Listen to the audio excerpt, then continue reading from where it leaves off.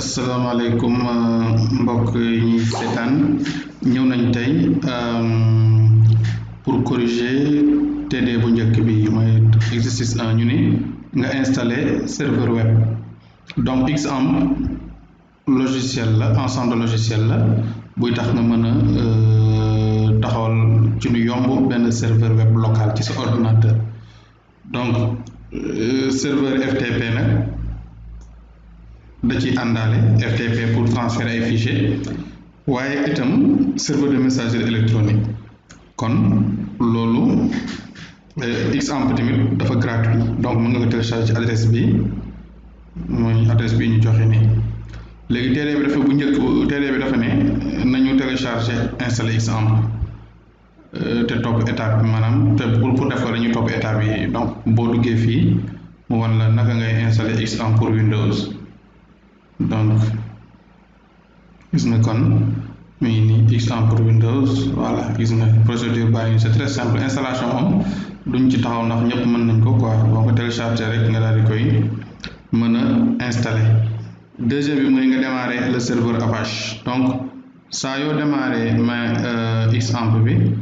man xaar ma démarrer sama poste mi ngi nekk ci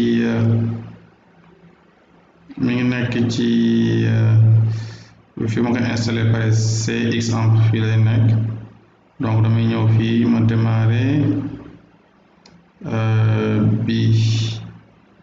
Xampp contrôle bi voilà moo ngi nii donc fii lay Apache moo nekk nii da ngay bës ni start gis nga nekk na en jaune su nekkee vert rek mooy Apache bi démarré na quoi ñu xaar tuuti mu nekk en vert voilà Apache bi démarré na donc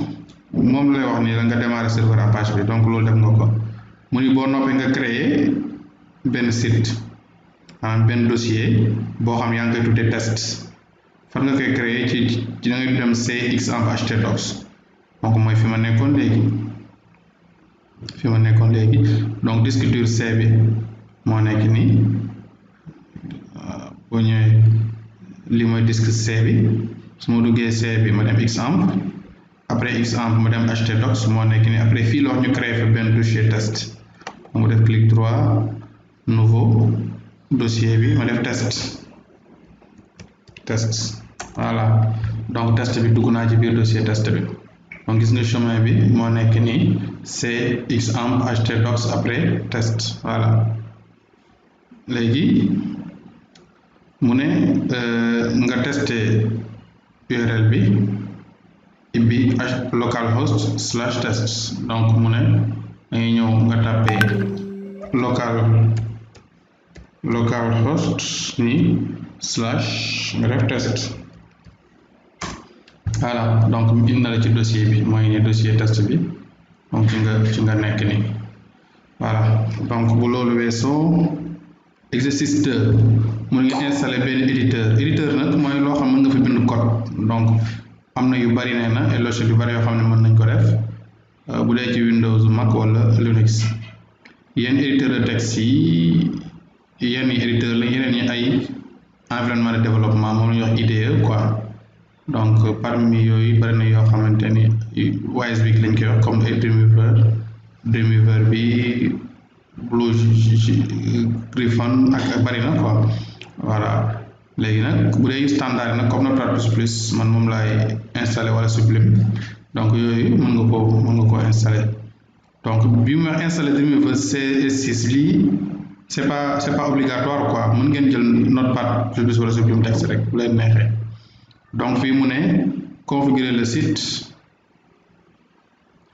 précédemment créé n'êtes-vous pas sur la vidéo donc li Dreamweaver la leen di jàng mais vous n'êtes pas obligé d'utiliser Dreamweaver mën ngeen bañ a utiliser Dreamweaver utiliser leen tout simplement benn kii de texte rek donc après à la fin lan ngay def mooy nga créer page HTML bi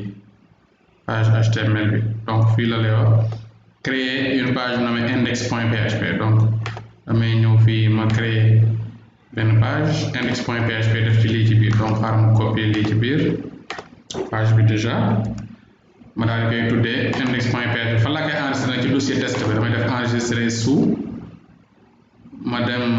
ci C bi après ma dem programme file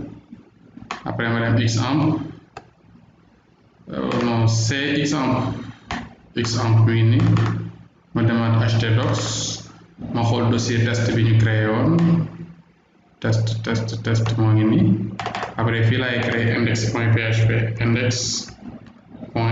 index.php voilà donc gis nga index.php bi lii moo ci nekk dafay bind rek echo bonjour voilà donc su ma ñëwee ma actualiser local/test ma actualiser nii gis nga ni exécuté na page bi donc jeex na lii kese mooy TD1 bi quoi donc c'est très simple donc moo tax ñu ne woon nañ ko corriger bu ko defee ngeen mën ko xamee noonu mais vous n'êtes pas obligé ngeen utiliser Dreamweaver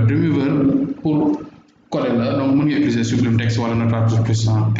L'importance su TD mooy ngeen réussir à